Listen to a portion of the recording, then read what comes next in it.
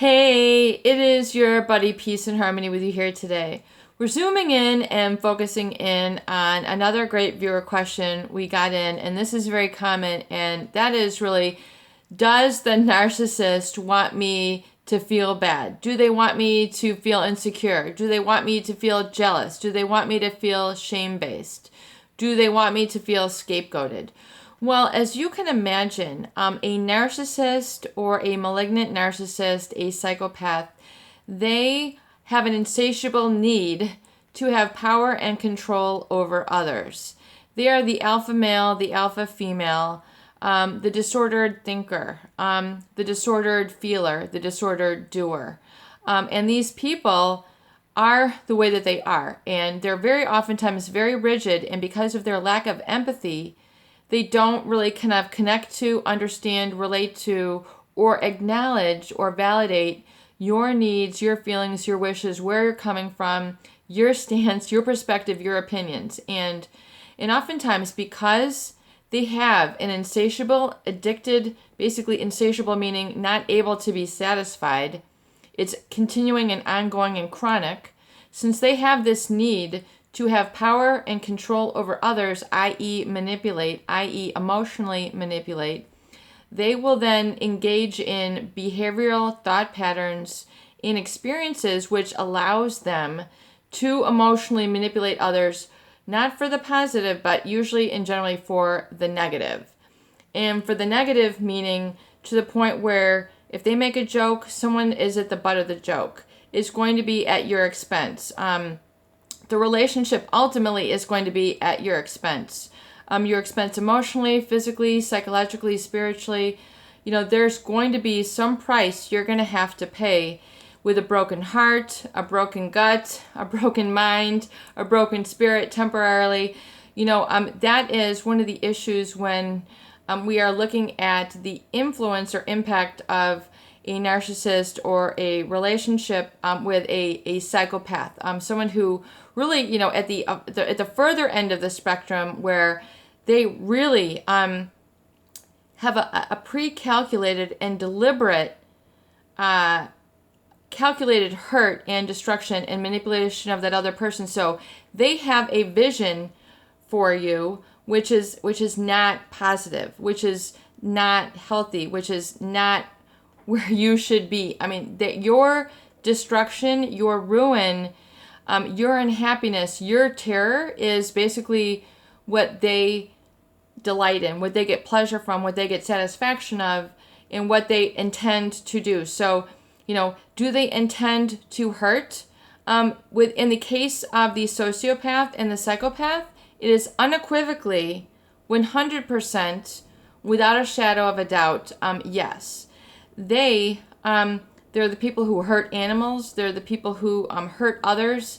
They have strange, high risk behaviors, very dangerous, sometimes very violent, sometimes very not much so. I mean, it's as individual and unique as the person and the area of the country or wherever it is that they do. But they will, oftentimes, number one is that they, have a total facade or mask energetically, which they put out into the world. And it can be from as much as the job that they hold, the marriage that they have, the relationship that they have with others.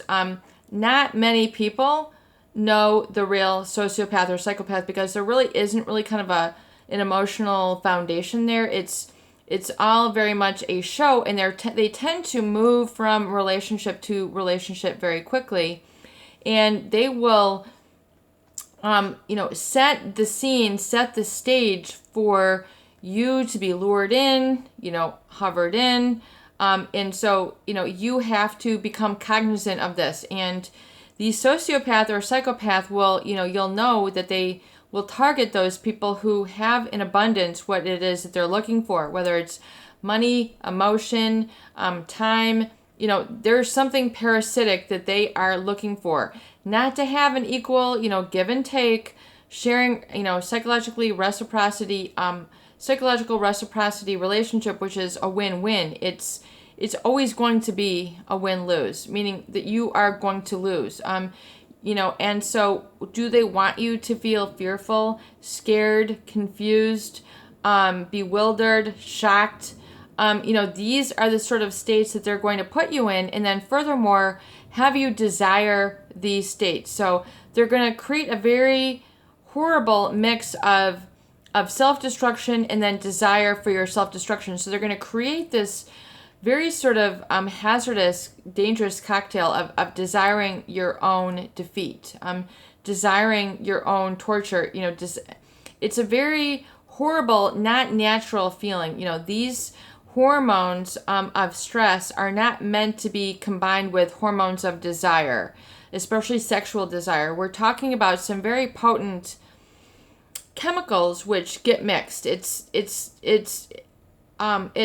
really very horrible, and it creates then a very chaotic thought pattern which these people then live by, decide by, choose by. So the people who have been in relationships with these people oftentimes talk about doing things which are very self-violation in nature, leaving their job, not able to work, not able, and then, furthermore, it is so profound that they then find themselves doing behaviors which they would never ever do, like pick up a cigarette, like I'm not a smoker. But then all of a sudden they'll feel an insatiable need, a craving, a very strong drive which overrides their own self-control. They find themselves buying a pack of cigarettes and smoking, and they feel literally that like they're taken over or they're possessed by this energy. They might feel like they want to kill themselves, like they might feel like they want to drive off a cliff, or do something really strange like arson, or do strange things to their body, or cut, or have a temporary sort of flight from sanity, if you will. And so that is not a good place. Let's just put it that way. That's not a calm, happy vibration and energy, because really it's the chemical reaction and stew, if you will, that you are now experiencing, that your body is now releasing, because your body will release these chemicals based on this image in your subconscious. So you're now putting a very negative image into your mind subconsciously, which has been put in place from the narcissist, or I'm sorry, the malignant narcissist or the psychopath, which is they have a vision for you really kind of going off the brink, going off the deep end, and it's very horrible. And it's not something that you can see with your own eyes, see it coming, but it's something that they are manipulating, and that they have the ability to see and then condition you to behave along those very dangerous steps. So if you have found yourself in those situations where you're feeling, thinking, behaving like off the brink, off the edge, doing strange things like, I'm not a tattoo person, you find yourself getting tattoos. I'm not a drinking person, you find yourself drinking.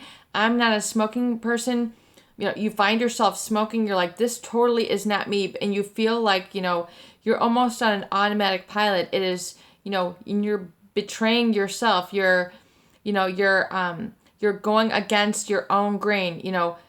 Just realize that this is oftentimes the effect of a psychopathic or malignant relationship, which causes you, this temporary feeling, and time will heal. And a lot of people ask, how long does it have to heal? I mean, this might take a couple months. It might take 12 months. This might take 18 months for you to completely, cleanse them out of your system. And these, but you need to, begin, the positive affirmations, and you need to resensitize yourself, and you need to use the tools here that we discuss in order to emerge from that. So, if it, in the case of the malignant narcissist or psychopath, the answer is unequivocally yes. They have a vision for your destruction, and they'll continue to treat you along those lines until you basically stop, and until basically you stop responding to their commands. You get away from them, you completely get away from them and really remove your, everything from your environment that has to do with triggering those fear-based and psychological reactions that have been set in place in your body, emotional body, and your mind and your spirit. It's Peace and Harmony with you here today. I hope that these videos, that they do help. Please share and please subscribe for more great tools, videos, discussion, and support.